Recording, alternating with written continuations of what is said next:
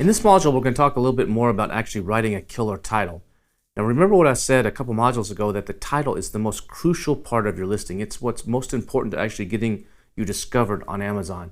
And so you're going to want to pick the top 3 to 5 keywords that you're going to target and try to get those in exact phrase order in your title if at all possible. If you're not able to get them all in there in the exact phrase order, you're going to have to pick 1 or 2 or 3 of them that you are going to get in phrase order, and then at least get the words that are in the other 2 or 3 in the title somewhere. They may not be in the exact phrase order, but at least they're in that title somewhere so that Amazon picks those up as highly, highly relevant, and they will mix and match them together.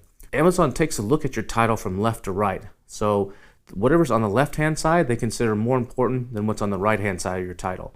So anything that's crucial, that the number 1 keyword you really want to rank for, try to start with it as far left as you can. And then something that's a little bit less important, that can be more on the right-hand side.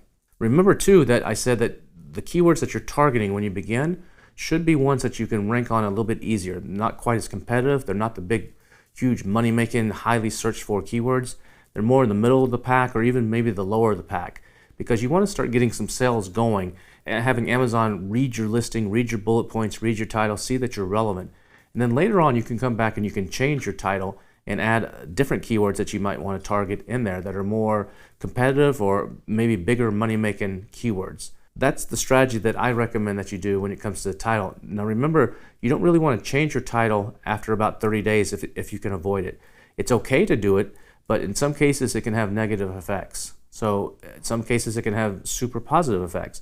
But try to do all your changing, if at all possible, in those first 30 days during that honeymoon period. So you can take a look at your search term reports, what keywords are converting, or maybe you realize that, hey, I messed up, I went after a keyword I shouldn't have, I'm going to go try to get ranked on this other keyword. It's okay to make those changes, but try to do it within the first 30 days if at all possible.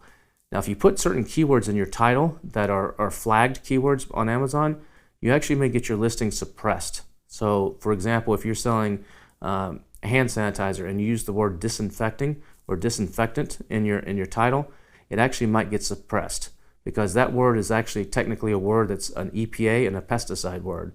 So if that happens, you may have to modify your title and take those kinds of words out. And that can happen not just on pesticides, it can happen on a whole range of other categories. Things can be classified as adult or sexual in nature, even though you don't intend it to be that way. That keyword may have an alternate meaning. So be careful on that. Also remember, you can't use words like best or top or any of those kinds of superlative words. You can't use those in your title. And if you ever have a question about your title, you can actually go into Amazon Seller Support and go into the help section, update your listing, and there's a little tool there where you can actually input to change a title, and it will actually come back and it will check for a lot of those words for you. So if you're ever in doubt, use that little tool. One thing in your title you don't want to do is keyword stuff. The title needs to make sense. It needs to read. It's okay if you want to use a dash or a pike, that up and down line, to separate things to make it easier for the customer to read, but don't keyword stuff it. Always try to include a Y in the title. So maybe that's towards the end. You have your keywords that you're targeting towards the beginning of the title in the middle, and at the end you can use a Y, like the example I gave in an earlier module, crushes through ice, or prevents burns, or something like that. Try to get a Y somewhere in that title if you can. That'll help you on getting people to click through.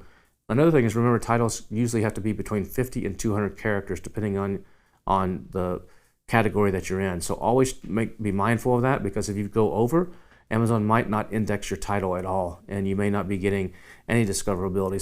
So be very careful on that aspect. Also remember, your title can actually truncate a lot of times depending on the device it's being shown on. So in some cases it only shows the first 37 characters, or the first 77, or the first 107. So try to have good, clean breakpoints at each of those points, and that includes spaces. So if at all possible, so that your message can be conveyed no matter which device it's showing up on, in case the title gets truncated. You also want to avoid any kind of special characters in the title, like the and sign or the number sign or exclamation points. It's best to not put any of those kind of numbers in the title at all. If you have sizing, if you have a 12-ounce size and a 24-ounce size, you should put that in the title, or if it's a large or a medium, the sizing information should be in the title as well, so be sure to include that. Also, you always want to keep your titles as positive as you can. Don't use the words like no or not.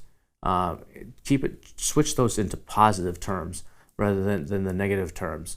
So if it doesn't leak, don't say no leak, say leak proof, for example.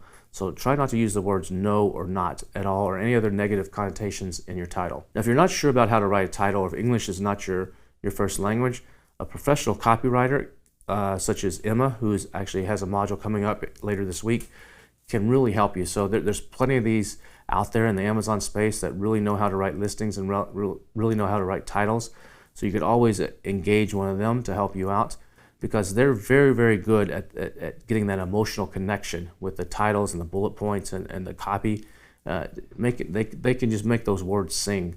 And so if you're not really good at that, you might want to consider actually hiring someone to actually do that for you. Another thing that you want to keep in mind is something called a canonical URL. The canonical URL is used by a lot of outside search engines like Google and Bing to actually index your URL on Amazon. And so the first 5 words of your title is what will show up in that canonical URL. And on Google, whatever words are in the URL are actually important as far as ranking on Google.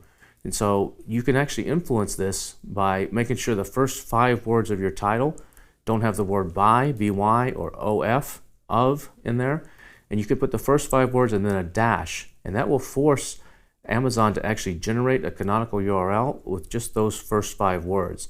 If those first 5 words are your best keyword, then what's going to happen when it shows up on Google, it's going to say amazon.com/those 5 keywords as the link. If you don't do that, Amazon will just randomly choose 5 words from your listing and put those in there.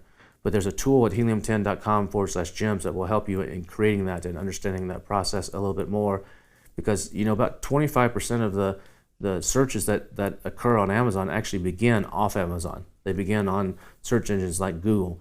So the canonical URL can be a great thing to just keep in mind. It's not a deal breaker. It's not going to make or break your business, but it's another little tactic and another little thing in your arsenal that you can do to help get a little bit of extra traffic and a little bit of extra links into your product listing. So that's the important stuff you need to know about your title. In the next module, we're going to talk about the bullet points. We'll see you there.